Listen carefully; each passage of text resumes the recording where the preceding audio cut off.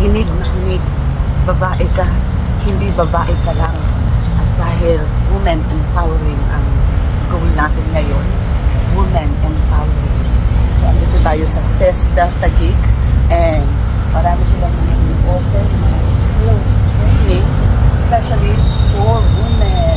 Women empowerment. Changing women's lives. Unang gagawin, pumunta ka muna dito sa TESDA Taguig. All naman ang Lady Guard. So, nag-register ako sa kanilang, sa website ng TESDA. Then, once na okay na, merong qualifying exam. And then, ang daming mga courses like housekeeping, caregiver, cookery, bartending, barista, F&B, and many more. Excited ako. So, para kung babalik sa campus. Look. By the way, nag-check din ako kahapon sa Parañaque, sa Sukat, sa Olivares College. Meron ding TESDA doon. So, dapat sinasamantala natin yung mga ganitong pagkakataon. Kasi, halimbawa, yung F&B, kapag nag-check ka, nagsami ka, nasa 70,000. Dito for free. Imagine that! So, mga schedule nila. So, free quality training programs and assessment for women. So, competency-based training. So, from Monday to Friday, 7 to 4 p.m.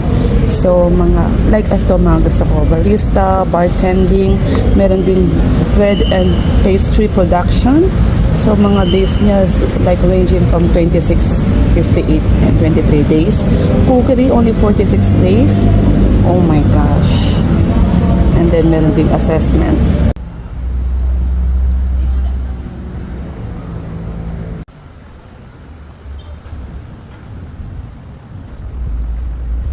Step 1, visit the website ng TESDA.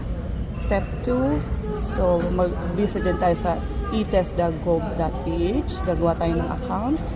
And then, yun nga, may mga requirements din. Anyway, I'll take a picture of this. Basahin nyo na lang. Kaya, kailangan search din. Ang unang step is pumunta kayo dito sa Taguig. At marami namang mga TESDA. Meron din sa Olivares College, sa Mandaluyong Manpower. Oh my gosh.